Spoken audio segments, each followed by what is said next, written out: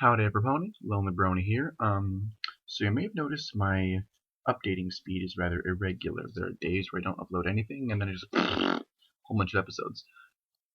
Sorry about that last episode. I actually skipped a lot of the meaning of that episode for the sake of speed, because I wanted to get through a certain section. This is going to be the actual end of Chapter 6 and the beginning of Chapter 7. So, jumping right in. That night, after every pony left, Twilight was all alone in the basement. Thankfully, she managed to get in a way where she was relatively comfortable. She was lying down on a patch of hay, and she could move her legs perfectly, she just couldn't leave that spot. It was sad that it had to turn out like this, but she couldn't risk hurting her friends. If things did not go a certain way, the chains might not even hold her. She just had to hope she could hold on for a while, and her friends could save the princess. She was about to get some rest when she was greeted by something. A deep growl. Twilight looked up and saw the beast from her dreams coming out of the shadows in the basement. What was it doing here? Did she fall asleep? She had remembered drifting off. Twilight was afraid. She backed away for a bit, but then stopped by the wall behind her. Her instincts turned her to the side, and she was about to run off, but something stopped her. The chains. She was still chained to the wall. Realizing that she was trapped now, she looked up at the beast in sheer horror. The beast gave a growl almost that sounded like laughter, and slowly began to make its way over to Twilight. "There's nowhere to run. I told you you would accept me." Twilight didn't care. She was so terrified by now, she literally began pulling away from the wall, hoping she was getting looser, but it was futile. And she knew it. She began to cry. "No, please," she pleaded, her voice shaking so much she could barely speak. Still she struggled to get free, and still the demon slowly approached her. In the end she gave up and just sobbed to herself. It couldn't end like this. This thing couldn't take her now, not like this. She saw its shadow come over her. Twilight looked up and silently lowered its mouth to her. She had lost her voice, so she couldn't even scream. Even if she were dreaming, no pony would have heard her. In the end, all she could do was stand there and watch as the light around her slowly vanished, to be replaced by pure darkness.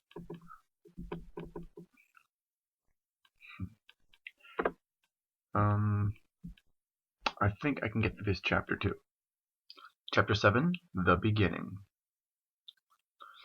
Rainbow Dash decided to spend the night with Pinkie Pie and the cakes.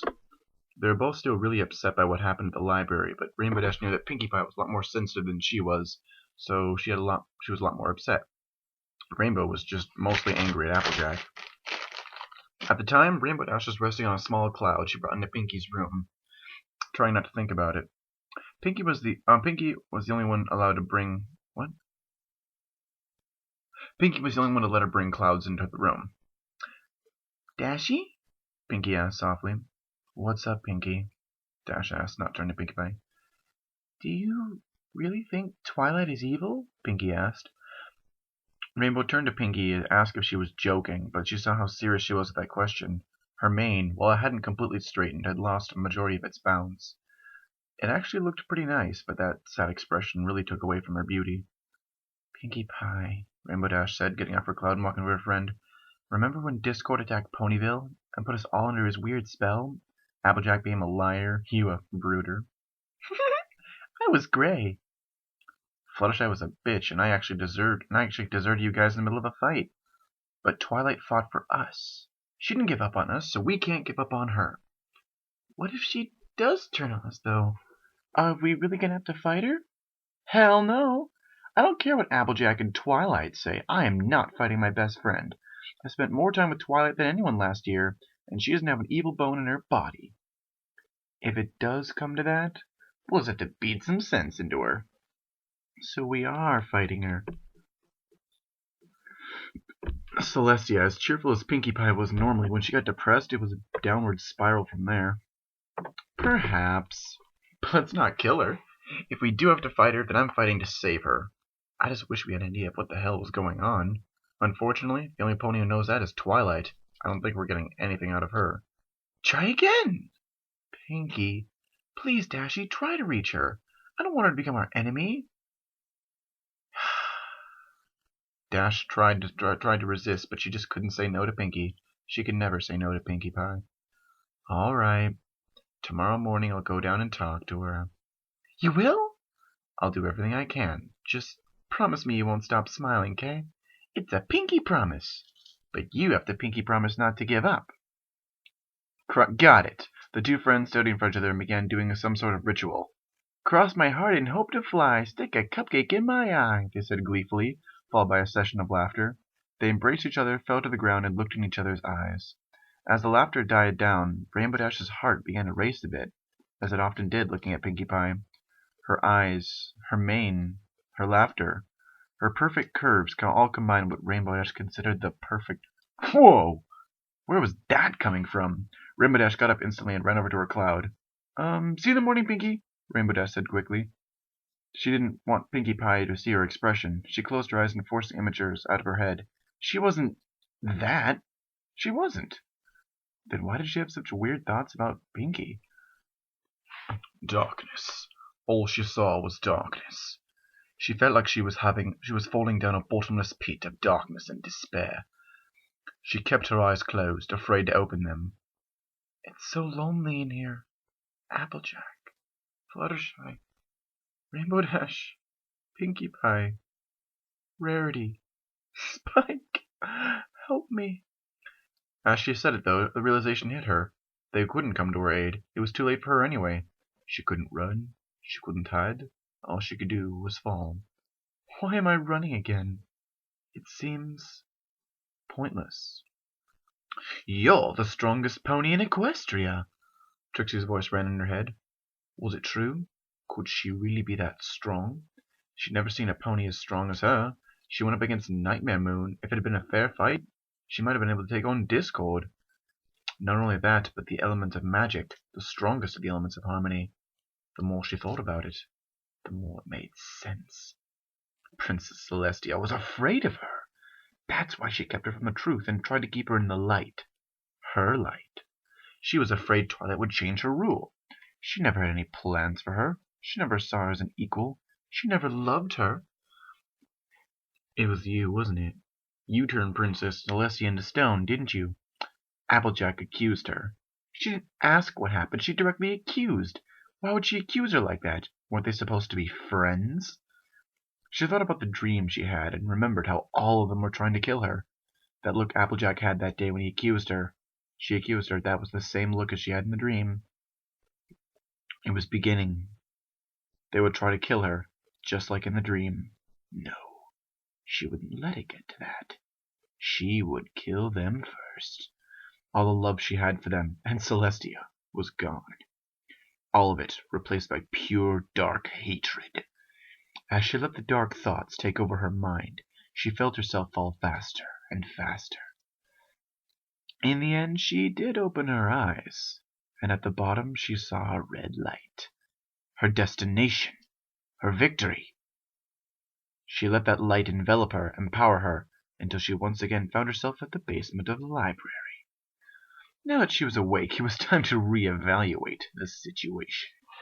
She moved her legs a bit, her feet restricted by a cold metal brace. So that wasn't a dream. She shed tears of deep sadness and betrayal thinking of her situation. She was trembling uncontrollably. She was a fool. Thinking of protecting them, she made herself their prisoner. They could do anything they wanted now. Only if they could get close enough. No, if that was the case, they surely wouldn't touch her, but she would still be trapped. She needed to build up her strength so she could break herself out. But how could she do that? She couldn't leave the library, and all the spells she needed were upstairs. But she could do something. There was a way to get out of the library. Sure, she couldn't do it physically, but she could leave. After all, she didn't need her body all the time. She lay down in the straw bed and took a few deep breaths, allowing her body to relax. After a few minutes, she felt her body vibrate with energy and saw a large door take form in front of her. She walked through the door, and on the other side was the library basement. She turned around to confirm it worked, and sure enough, she saw her own body lying down on the floor, asleep. She lay down on the straw bed. Sorry. Okay, so she was out of the library. Good, but she couldn't do... Oh, I missed a jump. about. Twilight nodded and jumped in the air, flying out of the basement like a spirit. That was what she was doing now, actually. By doing astral projection, Twilight could exit her body and fly around in the form of a spirit. In this form, she was invisible to most ponies, but dragons and highly spiritual ponies could still perceive her. She still had to be careful. Okay, so she was out of the library. Good. Step 1. But she couldn't do anything from where she was. She needed a body, but hers was trapped in the library. She flew around for a while, trying to see if there were anything she could do to fix the situation, but none of the ponies were out, and not many at this hour could see her. She passed by Trixie's trailer. She remembered how badly Trixie wanted to be her pupil. Maybe she could... That was a huge risk. If Trixie was serious about her potential, this could work, but if Trixie was still all talk, it's a risk she had to take. Twilight entered her trailer and saw Trixie inside, sleeping. This could work, Twilight thought. Astral form allowed her to enter dreams.